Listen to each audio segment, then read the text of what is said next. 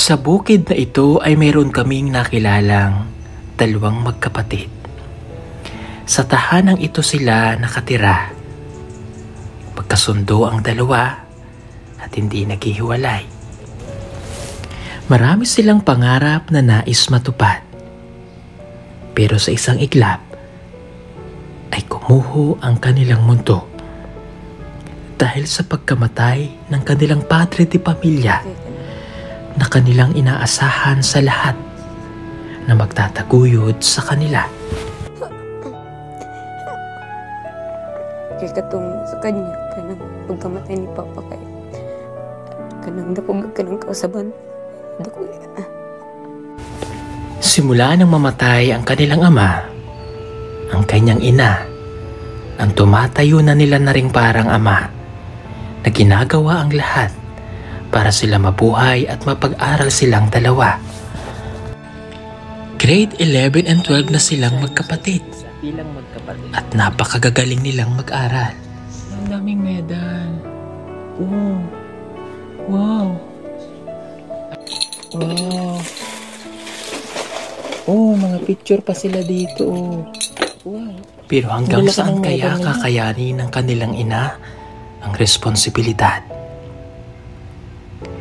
Grade 11 and 12 na silang dalawa. Kaya mahirap na gastusin para sa kanilang lahat.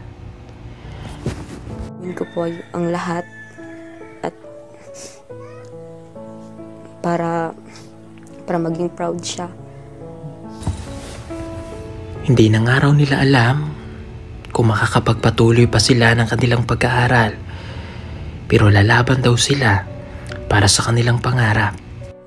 Kung nanonood ka man ngayon pa, gusto kong malaman mo na mahal talaga kita kaya hindi ko na masabi so dahil wala ka na.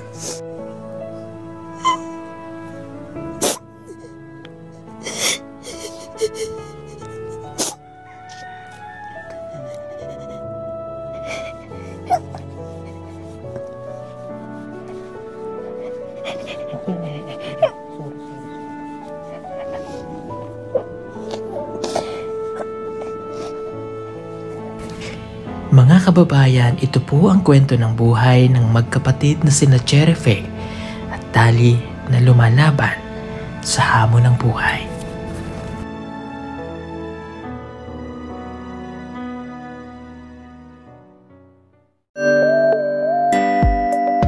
Pugong biyahero, ang hero ng masa, ang hero ng masang Pilipino. Handang maggala sa kabundukan para ang ating kababayan ay mapuntahan. Biyahero, handa na tulungan malayong kababayan na nangangailangan. Hindi namimili kahit pa na sino. Pugong biyahero, hero ng masang Pilipino. Ay, hello. Pwede po ako pumasok? Sige. Magandang hapon. Okay. Yan, ako si Paul. Okay, hello po, Nay. Ano pangalan? Rebecca. Buwagas akong middle name. Nanay Rebecca. Ilang taon ka na po? 52. Okay. Ikaw, anong pangalan? Cherefe. Cherefe. Okay, ikaw naman? Dali. Ilan po anak mo, nanay? 5. Ito na lang ang natira sa... ano na ang 3? May asawa na. Okay. So, kayong dalawa, kayo na lang kasama ni nanay. Okay. Nag-aaral kayo? Anong grade na? Grade 11 tas grade 12. Ah, mas matanda ka. Okay. Nasaan po ang inyong asawa? Patay na po. Ah, patay na. Pila na katuig kayong balo? Wala. Ugos, ato pang miaging ugos. Okay. Wala. Ano pong nangyari? Kalitra man to iyang pagkamatay. Ba, gisakitan siya tiyan. Kadawon sa gisakitan siya tiyan niya pagkahapon namatay siya. Okay, paano niyo po binubuhay yung dalawa niyong anak? Mapagani na ako ang kay pamangkog ka ng good, nag-adjust pa kung unsaon ako sila pagbuhi. Nya ini di ba jud ako makaya kung moadto kog umanga ako ra. Nya sila kay nang eskwela man, di man pud sila ka kuan kay nag-eskwela man. Di man pud pwede ako silang pa-absent nun kay aron mutabang lang sa ako asa uma. So, kayo ay nag-uuma pa? Oo. Nagtatabas? Nag-hornal? Usahay, manghornal ko, pero usahay rapod. Naman may gamay kakao, pila rapod kapunuan, igo-igo rapod, makapalit o ginagmay kuan. So, paano yung pambaon nila, yung pagkain? Okay rapod sa ilaha nga kuan sir, kanang wala sila baon, ana okay rapod. Sila na po'y maningkamot ug asa sila kuan sa eskwelahan. Okay. So, pumapasok po sila ng walang baon? Usahay ra sila makakuan, usahay ra ko makahatag sa ilahag balon kanang kuan kay na may usahay nga naapod ko'y kuan gamay pangwartahan igo ra pud lagi di gani makabalon og sudan kanon ra. Kanin lang. So, walang baon ng mga bata? Okay. Anong pangalan mo? Cherry Faith. Okay, Cherry. Enriquez. Kamusta? Okay lang. Okay lang. So, kayong dalawa ay nag-aaral. Okay. Mula nung mamatay si Papa, si Mama na nagkatimat, nagkano sa inyo, gaano kahirap yung wala ng Papa?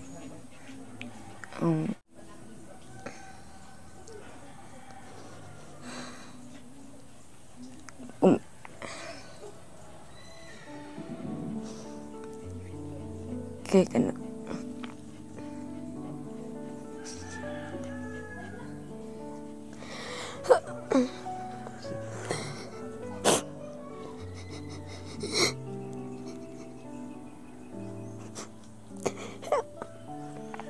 Kaya katong sa kanya, kanang pagkamatay ni Papa kay kanang dakog kanang kausaban.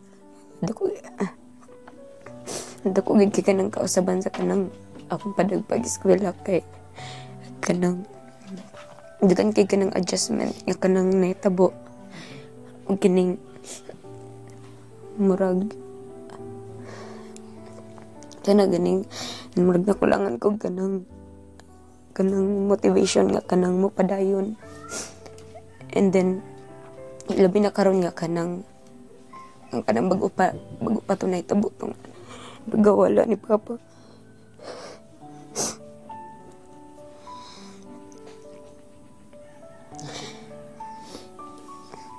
Siyempre, masakit pa talaga yung pagkawala ng Papa niyo.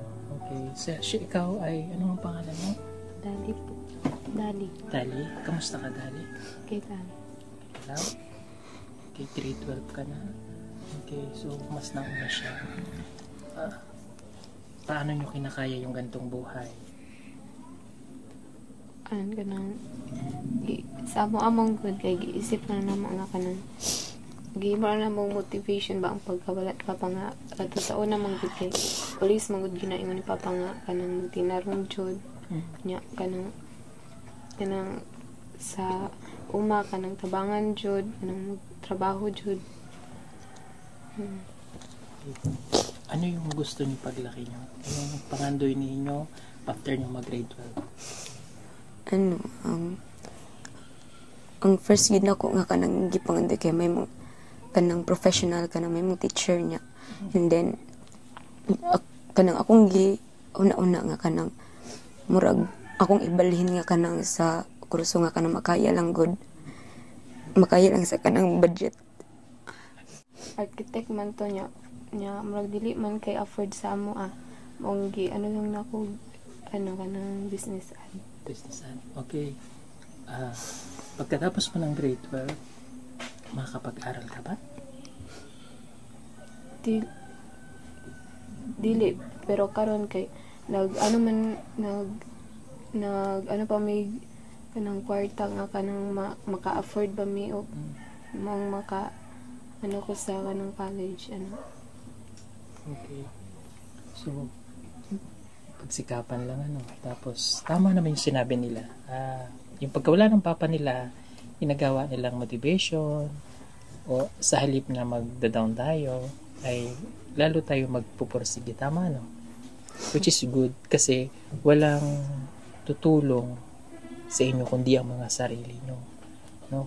Mahirap talaga yung mawalan ng tatay, lalo yung tatay natin yung ating sandigan, siya yung kumikilos para sa pamilya, no? Ngayon, wala na si Papa, si Mama na yung nandyan.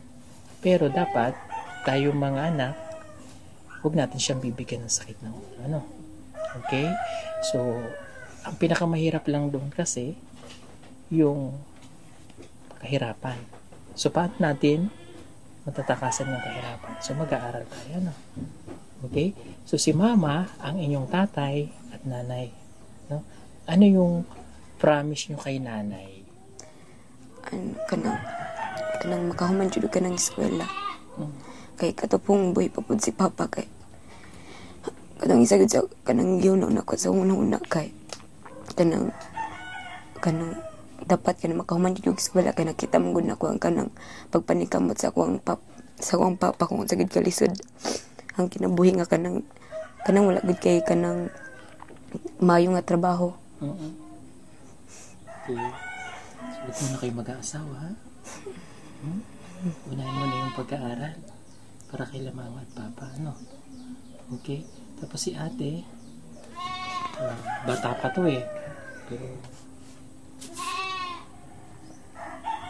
madali na lang yung panahon. Siyempre, habang nag-aaral tayo, tumatanda rin si Mama. No? Huwag niyo siyang pababayaan. Ano? Kahit halimbawa, pag-asawa ng iba sa inyo, dapat kasama si Mama. Ano? Okay, kamusta yung pag-aaral niyo? Okay lang naman. Pero, usahay kay, ilabi na kanang sa mo ang kanang na may bayro nun or project. Kay kanang, isa na mo kalisudan nga kanang, kailangan jud nga, kuan kay dili man always pod good nga kanang nay kagasto si Mama. So pag may mga project hindi nyo minsan nabibili? Napoy kanang naapoy wala jud dili mo mapalit binag kanang utangon na lang. Okay. Kamusta yung grade? Kanang pinakadako na grade? 97. Okay. Ay, pero dili siya total average. Okay. Ang average mo ay? 91. Okay, not bad. So, pinaka-lowest grade mo? 88. Anong subject yan? Math. Not bad. Ikaw, Day. Pinakadako. Anong pinakadako mo na grado? All average. Average. 91 sa. Ay, 92. Okay. Pero, Kagaling pala kayo mag-aral. May mga honor kayo. Opo. Oo. Hindi ko alam kung ano pa din. Top or what. Honor lang. Honor. Okay. Magaling kayo mag-aral, ha? Okay. Alam, daming medal. Oh. Wow. Cherife, alin yan yung ano mo? Yung medal mo. Ang daming medal nila. Alin dyan ang medal mo? Ito, may pangalan ko kasi ito, sir. Okay. Yung mga... Oh, ang dami, no? Ang dami. Yung pong ibang medal dyan, kanino? Kanila lang, dalawa. Sa kanila lang. Okay. Patunay na marunong talaga silang mag-aral. Oh. Grabe yung medal nila ba? Oh. Ito, meron pa din.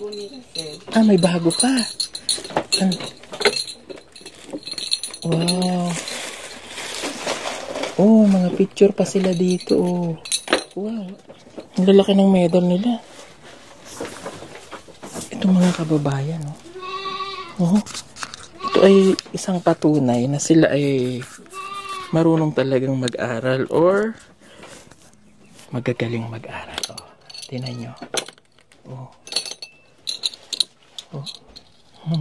Ang gagaling. Yung, may nakita akong drawing. Sinong nagdo-drawing? Ay, as in? Ito, sino nag-drawing? Siya din, sir. Ang ganda. Oh, sino yung mga dinodrawing mo? Ha? Ikaw yan? Hindi po. Sino yan sila? Mga nagpa-drawing po, sir. So, ibig sabihin, pwede mo rin akong i-drawing. Yung mukha ko talaga. Di, bagay pala sa'yo fine arts eh, no?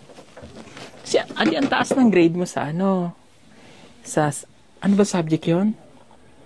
Pwede mo ba akong i-drawing? Opo. Kahit ngayon? Ay, hindi. Sa ibang araw, pagbalik ko, sige.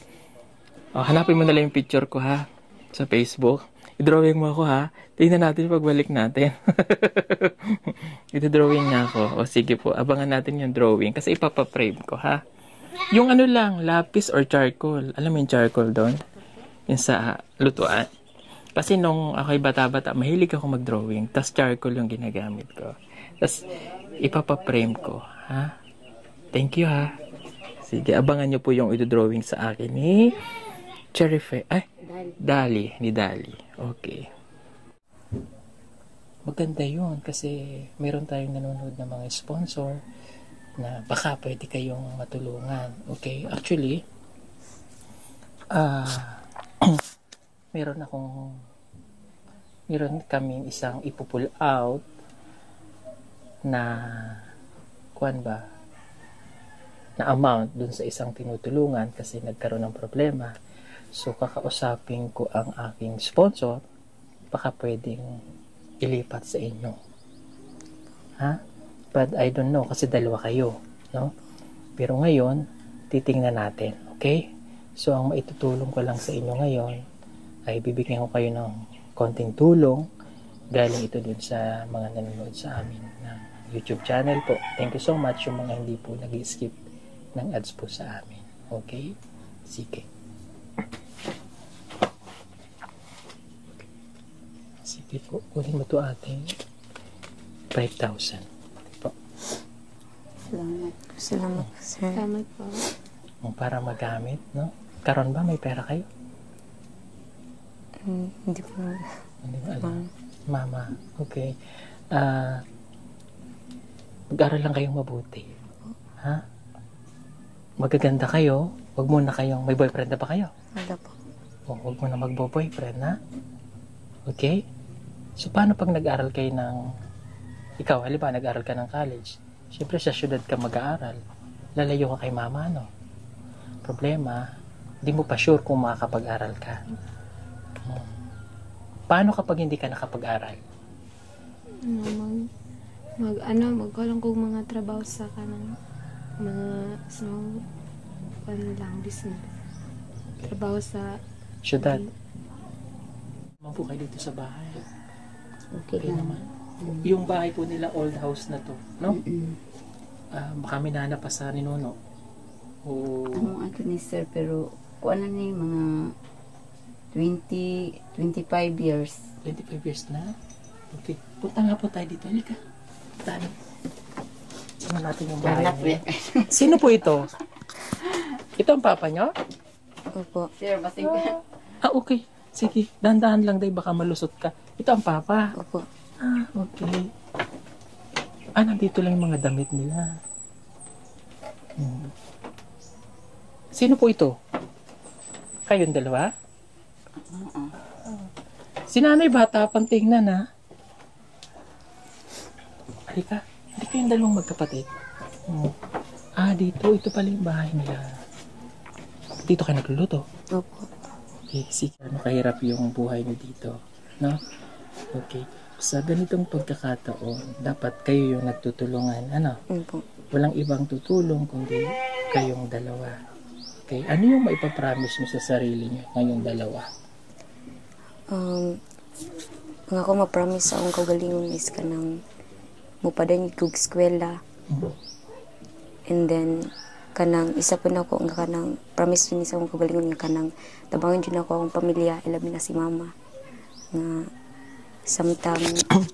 samtang kang napay kaya. Mupadayon jud kog eskwela nga kanang mahimong successful pohon. Ikaw, Day. Ako po akong ma-promise po sa akong sarili is kanang makatabang ko sa akong pamilya, makahuman kog eskwela, makahuman kog professional na kanang mga professional mga trabaho.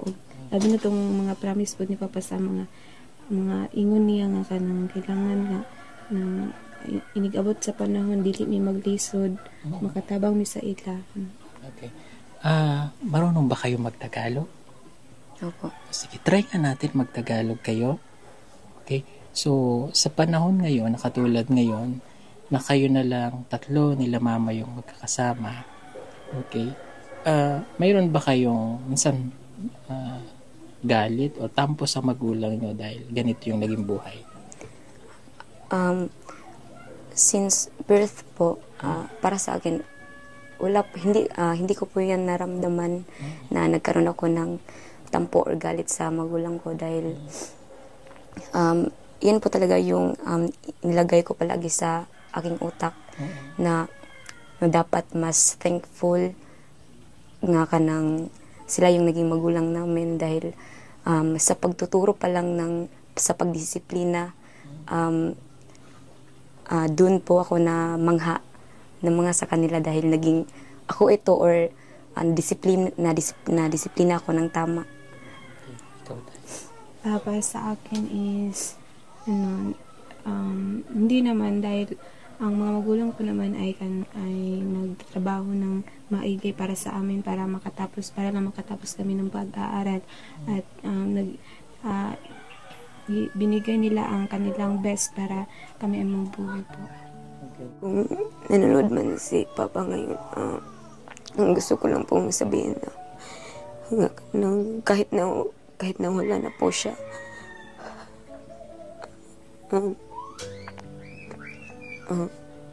ang masasabi ko lang po na gagawin ko po ang lahat at para maging proud siya at gagawin ko yung gusto ng aking papa na patuloy lang sa pag-aaral para hindi makagaya nila na isa lang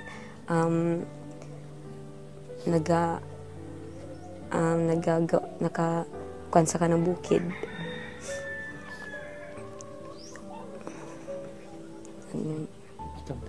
Sa akin naman, kung nanood si Papa ngayon ay hindi ko makalimutan yung mga magagandang ginagawa ni Papa sa amin at sa mga work niya at sa kanyang mga magagandang asa na kanyang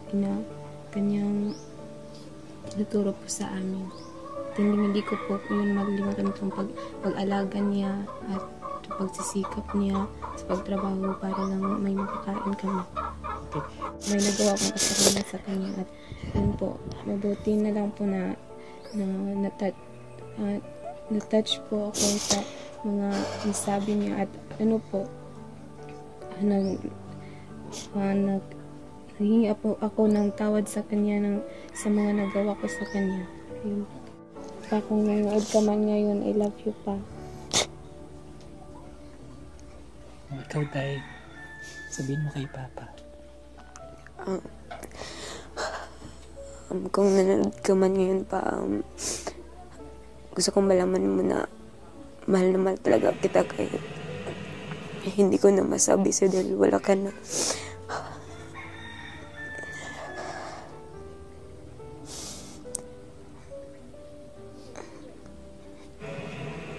Kung natin na pag-usapan, no? I know it's painful pa sa inyong dalawa, no? Bakit ganun yung emosyon mo? Close na close ka kay Papa?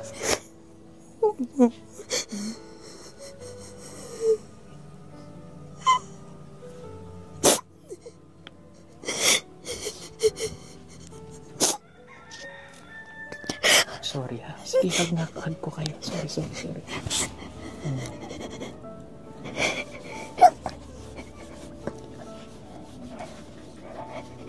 Okay lang. Sorry.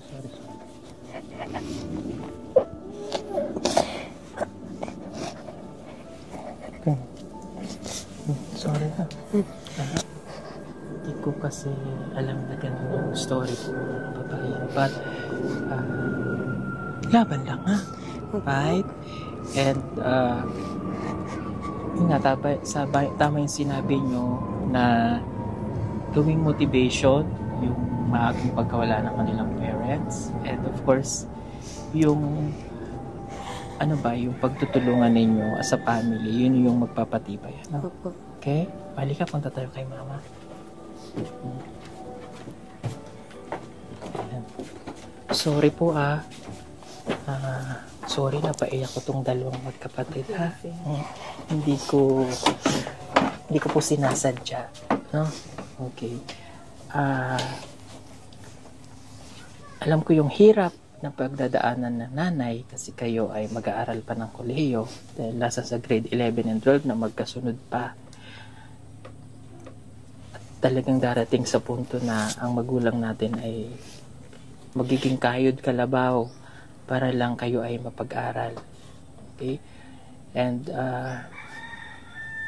nakapag-desisyon na rin ako dahil alam ko na mas kailangan ninyong dalawa yung financial para sa inyong pag-aaral. So at least yung maipupull out ko na ng sponsor natin doon ay maililipat ko na lang sa inyo. Sabihin, kayong dalawa, di ko pa man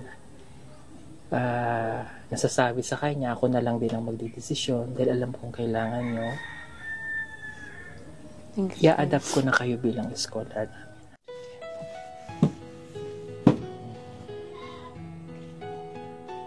namin.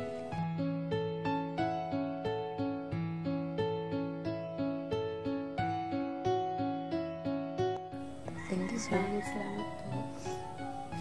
At least makakatulong para kay nanay at yung mga allowances nyo kahit na ganun lang yung matatanggap, makakatulong pa rin ha.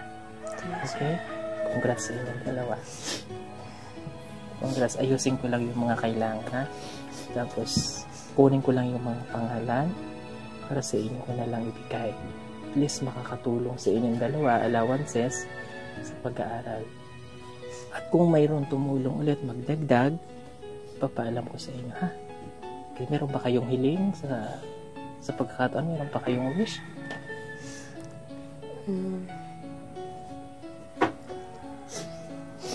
Meron pa kayong gustong sabihin? Meron kayong hiling pa? Ang gusto ko lang pong sabihin na sana ay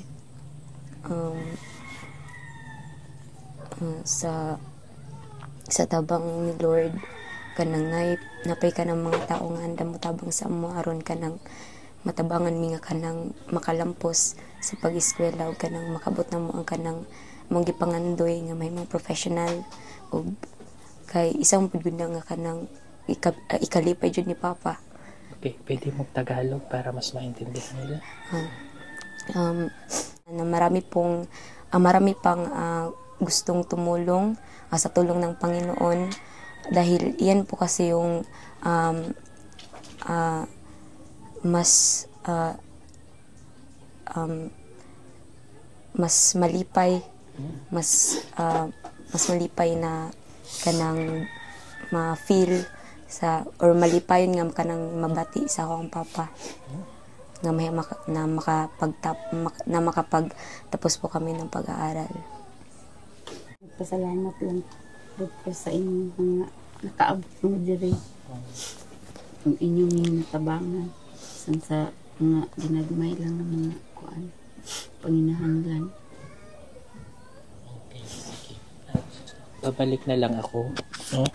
I-inform ko lang tong sponsor natin para ma-introduce ko silang dalawa. No? Na doon ko ililipat sa kanila yung ano ba niya, yung kanyang tulong monthly. Ano po? Hindi ko na lang i-mention kung saan namin tinanggal dahil nagka-problema. So, sila yung ipapalit ko para at least makatulong po sa dalawang magkapatid. Si, pangalan ulit? Cherife po. Jerife? Cherife. Cherry? Yes po. Ikaw? Dali. Dali. Si Cherife at saka po si Dali. So, sila pong dalawa ay grade 11 and 12. Tapos si nanay lang ang bumubuhay lang sa kanila yan kasi namatay po yung kanilang father last August lang po. So, fresh pa. So, mahirap talaga yung nagpapaaral ka ng dalawang bata tapos single mom, no? Kayo ba ay may purpose? Wala. Wala. Ah. Medyo ano na rin, ano? Ilang taong ka na? 18. Ah, 18 na. Ikaw? 16. Kailan ka nag-18? September po. Nitong September? Okay. Paano mo pinagdiwang yung birthday mo? Ano po, may konting, ano lang po, mga pagkain, ganyan. Tulong-tulungan po sa mga kapatid. Mga classmate po. Classmate. So, hindi mo naranasan yung parang dibo? Hindi po, kasi ano lang, kain-kainan lang. Kain-kain lang dito? Hindi mo naranasan na pangalan nito? 18 hours. Oh, 18 rows. Hindi po. Wala. Hindi ka nakasuot ng gown? Hindi. Hindi. Kailan ang birthday mo? April 28. Malapit na. Ilang taon ka na, no? Mag-17 ngayong April. Okay. So, nung hindi mo yung naranasan, pero pinangarap mo na sana may dibo ka na maayos. Oo, pinangarap ko. Pero okay lang naman sa akin nung pag-birthday natin kasi may mga classmate naman na tumutulong. Okay lang na may maliit na mga pagkain at mga sa buhay na hindi dati. Kasi kamamatay lang ni Papa niyo, di ba? Okay. Pero syempre bilang isang nanay, ano po yung pangarap niyo sana sa birthday ni? Ay, wala lang ko'y kuan kay kabalo man kung kanang di dyan ako makabot kung unsay ilang pangandoy nga kanang maghanda sila kuan dako. Nasayod man jud ko nga dili ko maka-afford sa ilang tinguha. So okay na lang, ano? At least naintindihan naman niya, ano? Okay, importante na ipagdiwang lang. Pero sa mga kabataan kasi, syempre pag tayo ay 18, lalo na pag mga babae, yun yung kanilang, kumbaga, pangarap sa buhay na minsan, lang darating yun na makapagdibo ka. But dahil sa nangyari, okay na yun, ano? Importante na iraos lang. Tsaka hindi naman nasusukat yun kung ano yung importante buhay pa rin sa loob ng 18 taon at nakakaraos pa rin kahit paano. Ano? Okay? So, hiling ko lang, mag-aral kayong mabuti. Ha? Huwag maging pasaway kay nanay. Pasaway ba sila, nay? Hindi naman. Okay. Okay. Wala kayong libangan dito. I mean, panooran ng TV. Sa ate ko lang po. Nakikinood lang kayo. Opo. Wala kayong TV? From the start, wala kayong TV? Wala. Nami TV sa una pero sa akuan kung bata nga isa yung ilang luma bagi hatag sa amoa. Yan kuan na po nasira na. Nasira na. Pero may kuryente kayo. Awen, di po ni amoa sa ako ara po ni isa ka bata nya murag Kitap lang. Kasi ano yung mensahe nyo sa isa't isa bilang magkapatid? Say ko po para sa aking ate ay sana ay magpatuloy siya sa pag-aaral kahit anong mga problema ang darating sa buhay, patuloy lang na manalig sa Panginoon at saka ilagay palagi sa isip at puso na yung sinabi ng ating ama at ng ating magulang at sana maging successful ka sa buhay mo at wag mong baliwalain yung mga taong tumulong. Dapat sa buhay natin maroon tayong magpasalamat. Ayun lang po. Ikaw naman, Day? Sa akin po, patuloy mo lang ang kanyang mabuting gawain dito sa bahay at saka huwag kakalimutan din ang mga sinasabi ni Papa na patuloy tayong mag-aaral at kailangan tayong makatapos ng pag-aaral para makatulong sa ating pamilya, even kay mother po. And